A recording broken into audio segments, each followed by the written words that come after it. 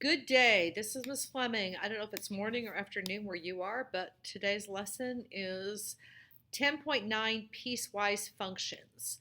And this is a separate type of function, just like quadratic or linear or what have you, but this one's going to look a little different.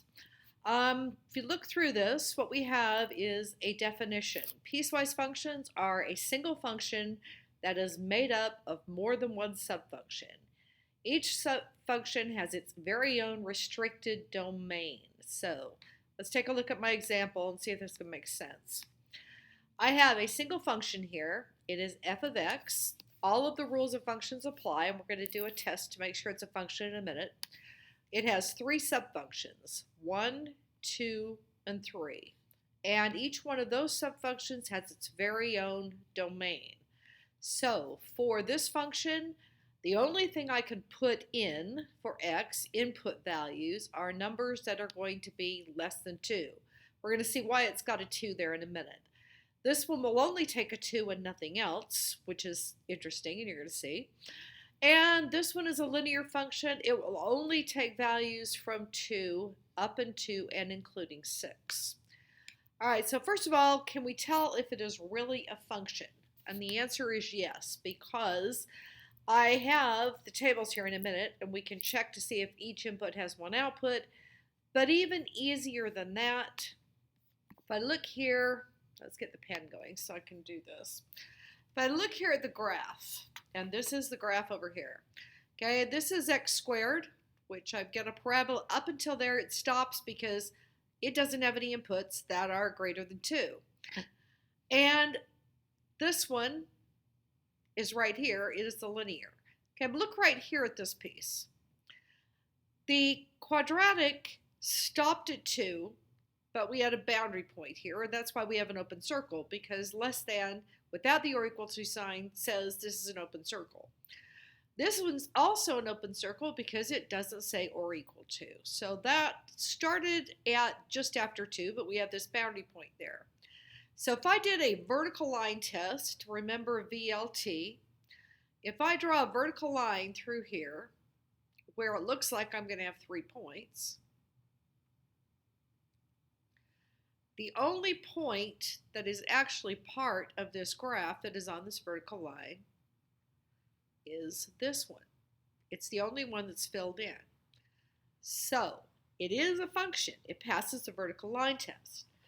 If I get over here and look at the tables, I can see some overlap going on.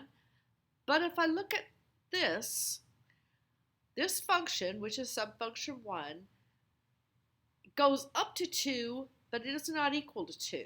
So while the table looks like it has an input value of 2, this is actually just a boundary point.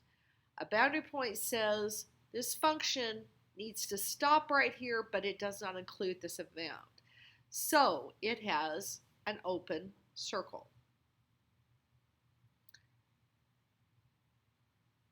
Okay, and also I wanted to be able to show you what was going on. I've got an arrow here. Obviously I can't put an infinity symbol in for an input, but I wanted you to see that this went this direction and never stopped, and we have an arrow there. All right, now it starts at infinity and it ends at 2. And so from a normal domain, the way I would write normal domain, it looks exactly the same as a restricted domain. We're going to see some things different in a minute. Okay, subfunction number 2 says whatever you put in, all I'm going to give you as an output is a 6. The only y value I have is 6, nothing else. Well, the restricted domain here says the only thing you can put in here is a 2. So when you put in that 2, which is the only value you've got for the input, the only thing you're going to get out is a 6. So you're going to get a single point here. So you've got an x and a y of 6 and 2. There's nothing else. And the domain is, all I have is a 2. I have nothing else. Okay, then we have subfunction 3, and it is the line. And what it will take as inputs are any values greater than 2 and up to and including 6. Now, I don't write a normal domain. I don't have an and in here. But when we do piecewise functions, a lot of times you're going to see ands in this that join two ends of the domain together. This just says it's starting at 2 and it's stopping at 6. What I've got right here. So in our normal domain notation, starting at 2, stopping at 6, left to right, with x in the middle, the only difference is here, we don't have this and, so we would only have one x, that would be that one, and we would reverse all of this, and you would have exactly the same statement. All right, so we've got a 2 here, a 2 here, and a 2 here. That looks like we've got an input with more than one output, but again, this does not actually include a 2, it's just a boundary point. This actually includes a 2, and so when we graphed it, this is a solid circle. Okay? This one again says, well, I'm going to start just after 2, but I'm not going to include a 2, but I do have to have a 2 as a boundary point. So let's put that over here. It's this point, but it doesn't say an or equal to, it just says greater than, so it's going to be an open circle. And after all of that, and my handwriting is always great, you'll see exactly where every part of this graph came from. Okay, let's go down and we're going to do some evaluating.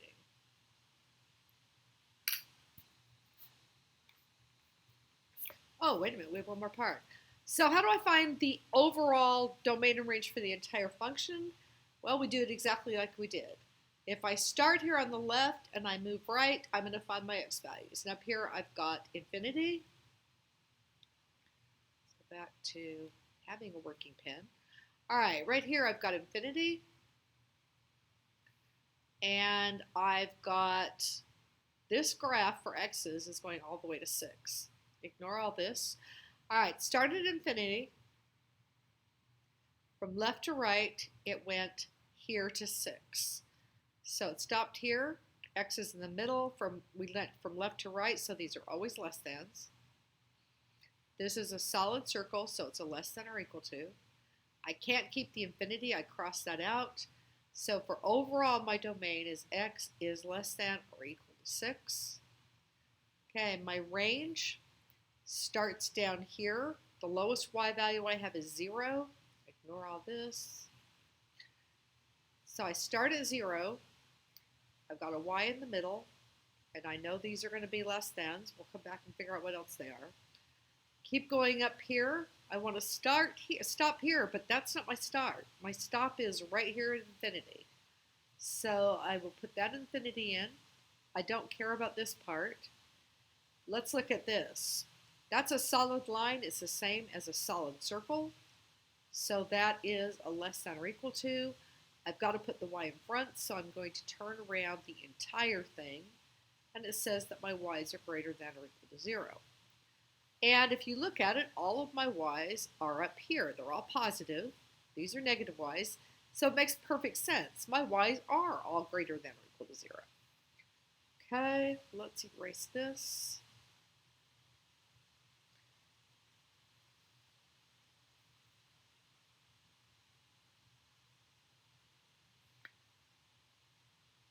Okay, now we're going to evaluate these. All right, so where do you go? And this is a little more complicated, so that's why there's so many examples. All right, when I evaluate a function, I'm going to be inputting a value and getting out an output. If you remember your function notation, these are all x's. We're putting in an x, we're getting out a y. So the trick is, number one, am I going into this piecewise function or this piecewise function? And there's 3 subfunctions in each one of these. So the first thing we're going to do, we're going to give these numbers so we can tell them apart. So that's function 1, this one's function 2, and this one's function 3. Okay, and over here, this is g of x, so it can still be 1, 2, and 3, because the 2 don't really intermix on any level. All right, so we're going to f of x, and I have an input of 1. Where does that 1 go? Okay, well, 1 is not less than -4, so it's not going there. 1 is not between -4 and 0. It's not going there, but 1 is greater than 0. So we're going to put that in here. It's going to go into function 3. And I've got 4 minus 1 squared. And that tells me that I'm going to have a y value that is a positive 3. So if I were to write this as an ordered pair, I would have a 1 comma 3. Or if I know that's an x, then I just know that this is x. Y is equal to 3. Okay, that was pretty straightforward. Okay, now we're going to get a little bit, well, maybe not too bad. Okay, the next one is g of -3. So this time we're going to go to g. And this says, okay, is g going to go in function 1? And that's interesting because -3 is less than -2. That's a single number. And because it has multiple inputs, this is actually going to look like a horizontal line when it's done. But for right now, all we care about is whatever I put into this, all I'm going to get out for y is a -4, nothing else. So it's going to go into function number 1. And I'm going to put that -3 in, and it's going to give me a y that is -4. And if I graphed it, it would be -3 comma -4. Okay, C says f of 0. So let's look over here. If I look on my restricted domains, I've got zeros in 2 places. So on function number 2, this 0 is not actually part of function number 2. But we still have to evaluate it because it is a boundary point. So for function number 2 in f, I'm going to put that 0 in there, and it is negative absolute value of 0. And 0 isn't positive or negative, so I'm going to have a 0 come out for y. That's y is equal to 0. And this is a boundary point only, so it's going to be an open circle. So I've got to go back and I've got to do this again. This time, if it goes here, this says greater than or equal to. So it's going to be more than just a boundary point here. It's actually going to be a closed circle of part of this function. So we're going to put it in number 3. And that is, I love zeros. They're easy to use. 4 minus 0 squared. This time y is going to be equal to 4. So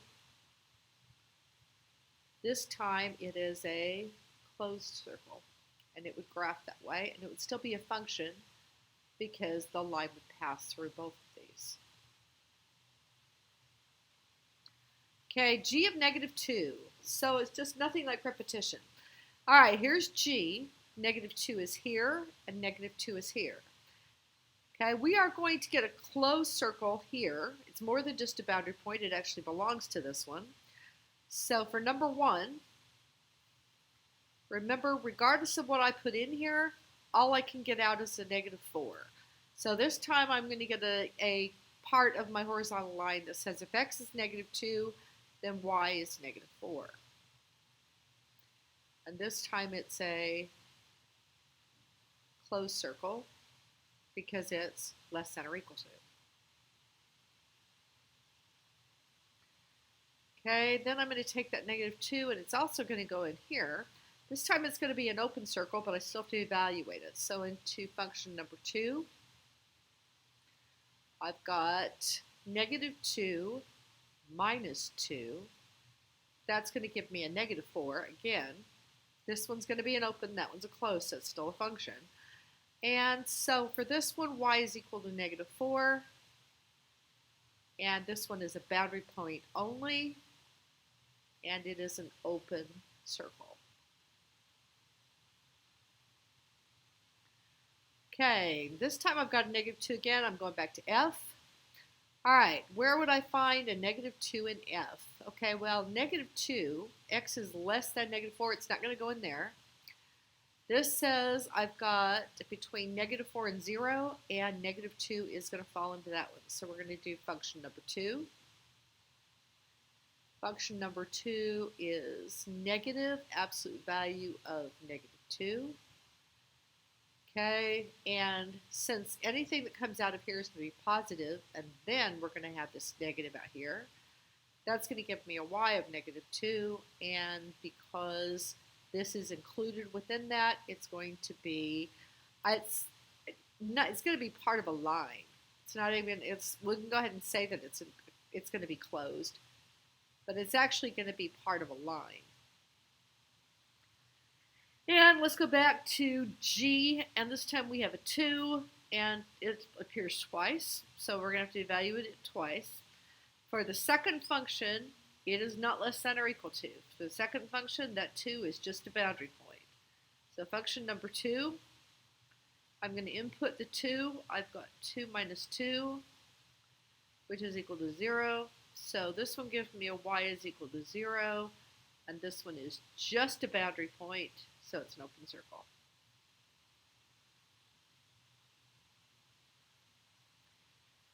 And the second one is right here. This says or equal to. So for function 3 in G, I've got -2 times 2 plus 4. And I'm pretty sure that's going to give me a 0. -2 times 2 is a -4 plus 4. I've got another 0. So y is equal to 0 for this one. But this time it's going to be a closed circle for function B. Excuse me, function 3. So that's why one x value can go in twice, but it's still a function because in some cases it's just a boundary point. Okay, let's move on to the next set.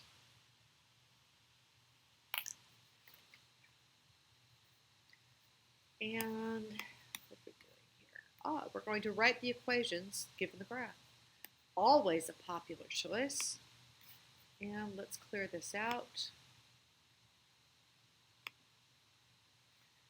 All right. That's good.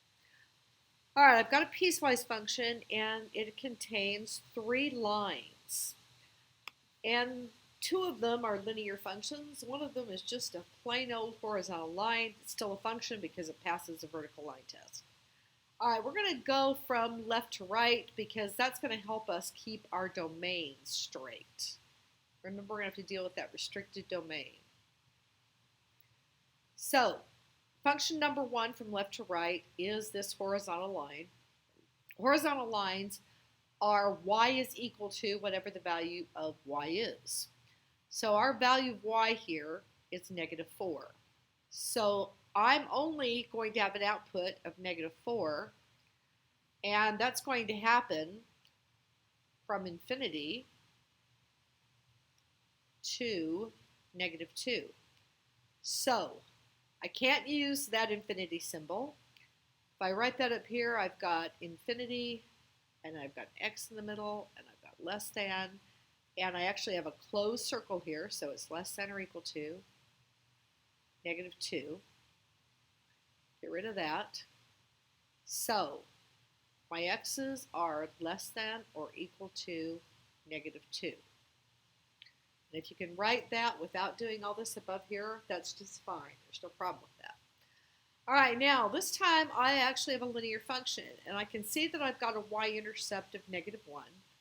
What I need is a slope. I'm going to write this in slope-intercept form. Those equations are all going to be in slope-intercept form. So y is equal to mx plus b. I know right now that this b is a -1. And I know my slope is positive. Let's see if we even got it. We've got that there, and it looks like it's really easy. This is a good grid point. That's a good grid point. Up 1, rise over run, rise over run, rise over run. It looks like this entire equation has a slope of 1, so I've just got x minus 1. All right, now it's only from here to here. So it starts at -2,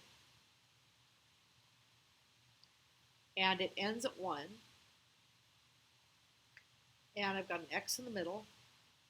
It does not include these points. They're just boundary points. They're open circles. So these are just less than. Now, I'm happy with that. But if you get someplace where you've got to have the and, then you actually are going to have to write this in two pieces with the word and in the middle. And you would do that by saying x, just reverse it. Okay, x right here has got the alligator mouth pointing this way. X is greater than 2, and let's clean that up. And you know my handwriting is so fine. Okay, x is greater than 2, and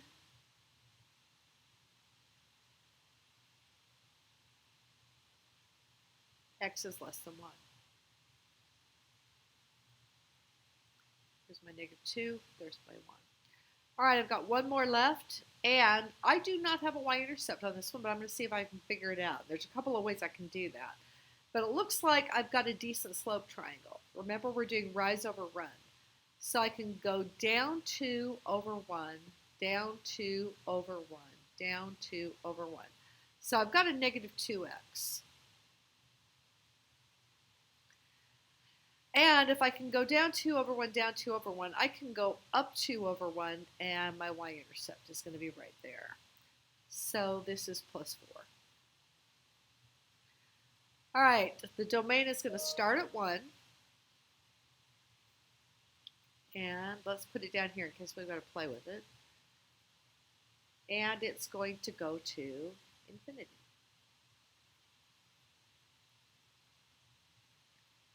Okay, we always do less thans. Okay.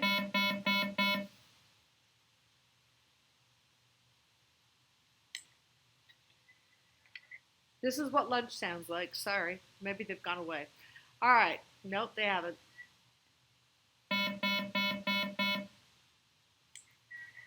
Third lunch, blue, grab and go. Okay, here we go. All right, we know we're going to get rid of this. We're going to double check this less than to see if it needs to be something else, and it does because it's filled in, so it needs to be less than or equal to. And we know it's going to start with x. So I still am going to have x is greater than or equal to 1. And all of my x's are greater than or equal to 1. So that's how you go about writing the function. And everything in the practice is linear. So you're going to write them all in slope-intercept form. They all need a slope. They all need a y-intercept. We're going to look in a minute and see if there's a different way that I can find the equation that might be a little easier based on something you just learned. So let's scroll this. And this is the last example. Okay.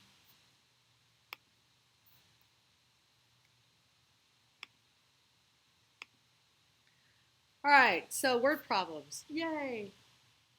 Okay, piecewise functions come up a lot in word problems because it's really common in the real world to find things that have rate structures that say, well, if you buy from this many to this many, you'll pay this price. But if you buy from this many to this many, you'll pay this price. And from this many to this many, you'll pay this price. So lots of piecewise stuff in the real world. Now, don't be surprised. Okay, for grooming your dog, Pets R Us charges a supply fee and a rate based on the weight of your dog. Okay, so think back to when we did slope-intercept form. We had y is equal to mx plus b, and that gave us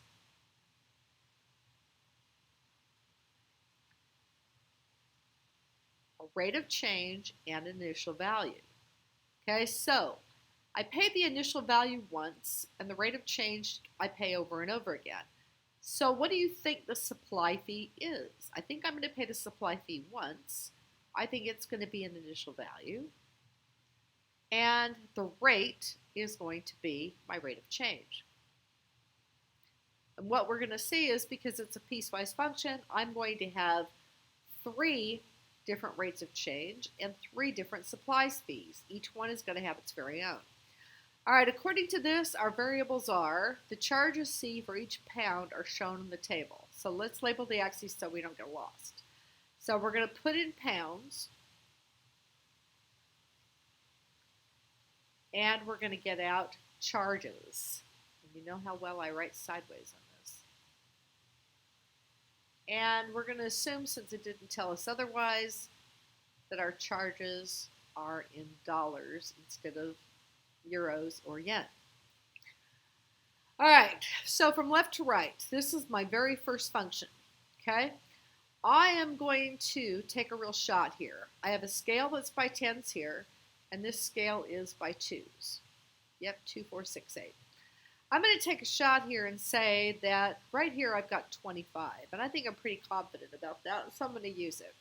So that is my y-intercept. It's going to be my initial value.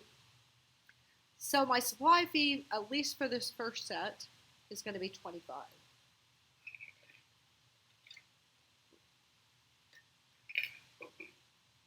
So how do I find my rate of change when this one's by twos and this one's by tens?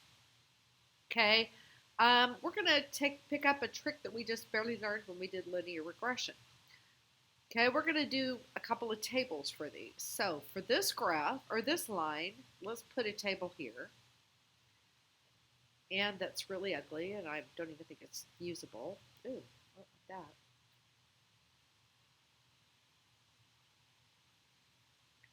Great.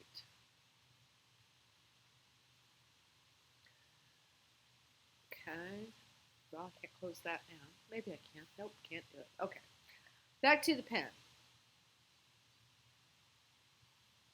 Let's see if I can do this a little bit straighter. Oh, much nicer.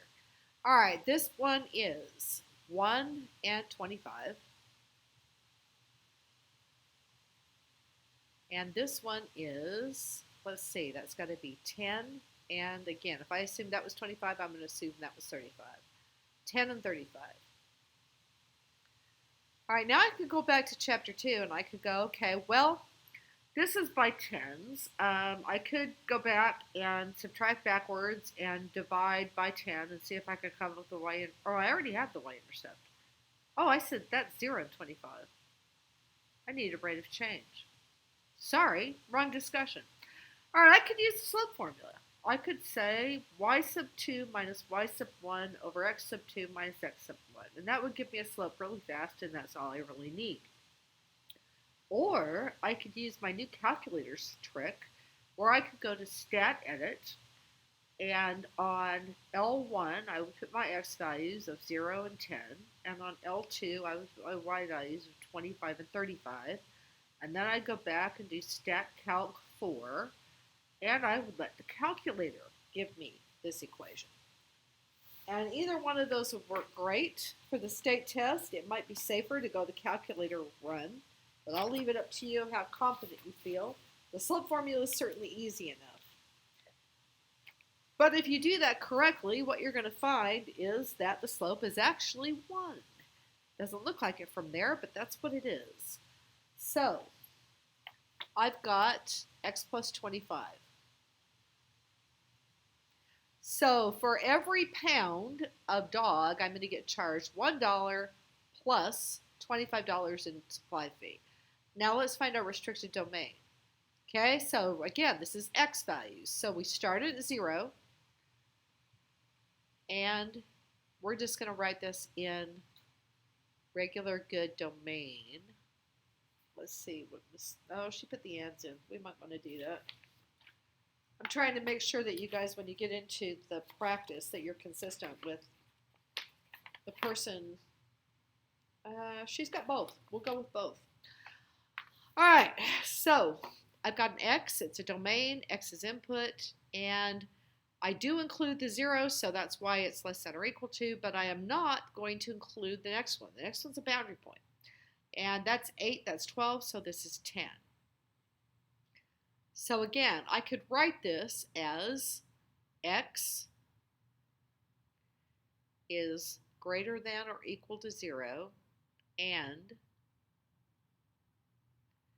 x is less than 10. And I'll tell you why this becomes more important later on. But this is what you're used to. And as long as you recognize why the and does what it does, there shouldn't make a difference. All right, the next one. The next one is probably going to be pretty easy to find a slope, but my y-intercept is down here somewhere, and that's sort of a mysterious thing. So I'm going to put a table here. And this tells me that I've got 10 and 30. And for this one, ooh, I don't want to even use that one. I don't like that one because it's not sitting flush, but that one is. So let's use that one. That one is 20 and 50. Much better. All right, now this one, if I did this with a slope formula, I would have 50 minus 30 over 20 minus 10, and the zeros are all going to cancel out. This would be really easy to do with the slope formula. But, again, I could go to, that's pretty ugly. Let's clean it up a little bit so you can see that that's actually a 5, and that's actually a 0. I could go to my calculator, and I would clear out my list numbers. L1 would be 10 and 30. L2 would be 30 and 50. And I do stack calc number 4, and it would give me my completed equation with my slope and my y-intercept. So if I did that, what I am going to get is 2x plus 10. So what does that tell me? That says that this time, because the dogs got bigger, I'm not going to pay $1 per pound. I'm going to pay $2 per pound, but my supply fee is going to be adjusted. The supply fee was $25 here. Now it's $10. All right, this starts at 10, and 10 is included. So I've got a 10, and this time it's less than or equal to, where up here was just less than. We're going to have one open and one closed, and it goes all the way here. And it looks like that's going to be 25 and 60. So, well, actually, I only care about the x's, so we're going to go to 25. And that's an open circle, so we're going to stop at 25. All right, the last one is this one up here. So now my dogs got heavier. Okay? And what are we going to do for points here? Let's see what we're going to use. I'm going to have to work on that graph because somehow it got slid over. All right. Let's see what 25 looks like. And we're going to assume that's 25. Okay, 24, 26. So if I go up here, we're going to assume that's 25. So let's make a table right here. That when x is 25, y is 80. And I do have a good point right here. So coming down here, that one is 28. And going out here, it's 90. So again, I could use a slope formula, then I could find my y-intercept after that, but I'm going to go to my calculator, stat. My L1s are going to be 25 and 28, my L2s are going to be 80 and 90, and then I'm going to use stat calc number 4, and that's going to give me an equation of 3x plus 5. So this is looking pretty predictable. This time, every time my dog increases by a pound, or for all dogs from that rate, I'm going to be charged $3 per pound, but my supply fee is going to drop to $5. And that starts at 25, and this time it's a closed circle. So this says that my x values are going to be greater than or equal to 25. That's exactly what that looks like. My x's are going to all be greater than or equal to 25. All right, if I have a 30-pound dog, what is my supply fee going to cost? Okay, well, that's 28, 29, 30. So we know that my supply fee is going to be Third lunch, $5. orange dine-in. Even though I can't see that specifically, I'm close enough on the graph that I know that. Anything above 25 is going to have a supply fee of $30. All right, what would your charge be to groom a 35-pound dog? Okay, 35 pounds is not here, so I'm going to have to go, okay, which one of my functions will take 35 pounds? This one stops at 10, this one stops at 25, but this one says I'll take anything 25 or over. So into this one, I'm going to put y is equal to 3 times 35 for my 35-pound dog plus 5. And my charge for that 35-pound dog is going to be $110. I don't know. I don't go get my dog groomed, but I would hate to take a St. Bernard here because it might be hundreds of dollars to get the dog groomed. So you're going to have to do one of those, but again, it's pretty straightforward. Let your calculator do all the heavy lifting. All right, one more thing. This isn't really an example. It's more of just a curiosity because it's not terribly useful. But what I'm going to show you is how you can let your calculator draw the graph. Again, it's almost more work to do it than it's worth. But here are it's an extension. It's not an example. There's nothing in the practice that will make you do this in the calculator. I'm just showing it to you. So obviously we're going to go to y equal, and we're going to put in each subfunction. Our subfunction is here. We've got an x plus 4, and we've got a horizontal line that's going to be where y is equal to 2, and then we've got another linear function that's negative 5 plus x. Now, you have to put it in exactly the way it appears, including all of these parentheses. So the subfunctions are all in parentheses. The subfunction is divided from the restricted domain by a forward slash or a division symbol. And then when you put in the restricted domain, the TI calculator or TI-84 requires that you put in the and.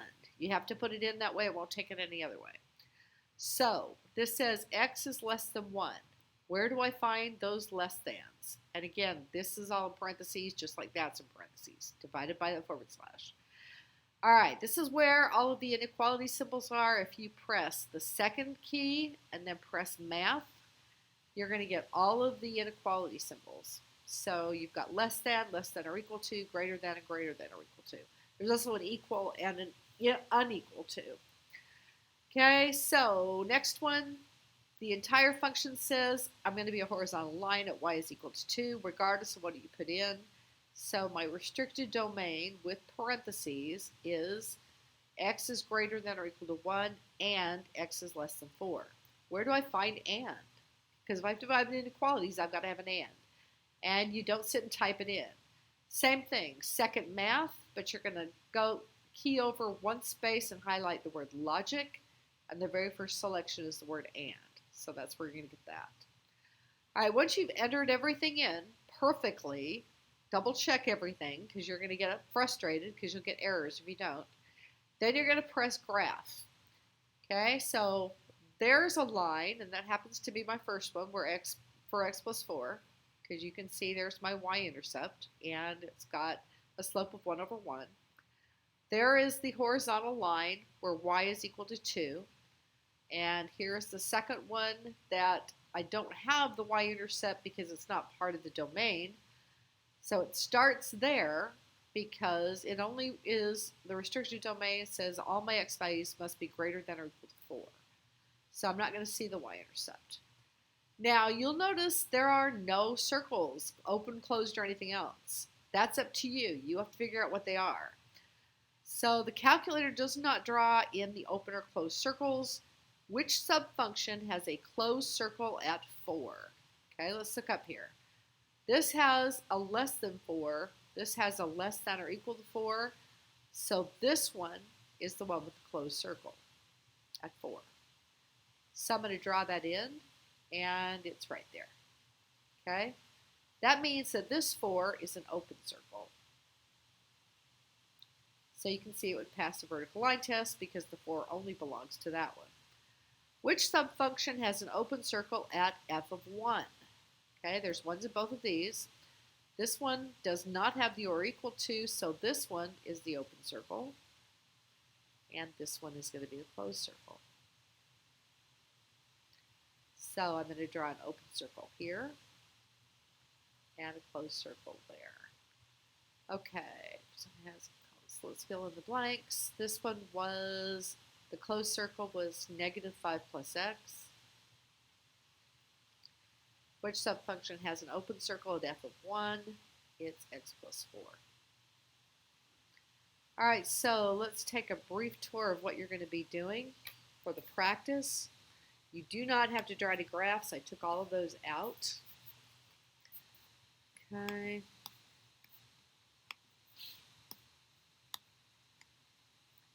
All right, so you've got a whole set. You've got three functions, f of x, g of x, and h of x, that you're going to evaluate each one of those. These are all input x's, and you have to decide which function and which subfunction they go into. You plug them in, run them through, and find out what y is. Okay, then you've got the same thing, but it's in a word problem. It's the exact same thing. I have to figure out what function, which subfunction, and which restricted domain each one of those belongs to. Then you've got a couple where you're going to have to write the equation. This shows 3 lines. I'm sure that Ms. Hinson fixed it so you only have 2 lines on yours because there's only 2 lines here. And this one has 3 lines. So you'll have 3 subfunctions, 2 subfunctions. And here is the word problem. And then there's a section with matching. So enjoy. We are getting down to the end. There are 2 more lessons in Chapter 10. Have a great day.